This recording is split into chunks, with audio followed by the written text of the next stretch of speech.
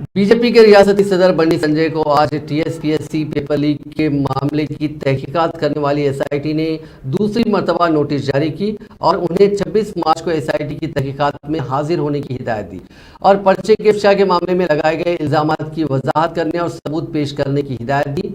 Public service commission के question paper leak के बाद अपोजिशन जमातों, बीजेपी और कांग्रेस के रियासती सरबराहों ने हुकूमत के खिलाफ इल्जामात आयद करते हुए इस मामले में कई एक नए इंकशाफात सामने लाए, जिस पर एसआईटी ने कांग्रेस के रियासती सदर रेवंत रेड्डी और बीजेपी के रियासती सदर बंडी संजय को नोटिस जारी करते हुए इस केस के सिलसिले में मालूमात फराहम करने के लिए हाजिर होने की हिदायत दी थी। एसआईटी की नोटिस पर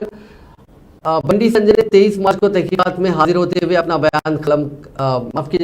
रेवंत रेड्डी ने अपना बयान कलमबंद करवाया था। तहम 24 मार्च की तहकीकात में बंडी संजय हाजिर नहीं हो सके, जिस पर एसआईटी ने आज बंडी संजय को ताज़ा तौर पर एक और नोटिस जारी करते हुए उनकी तहकीकात में हाजिर होने की हिदायत दी।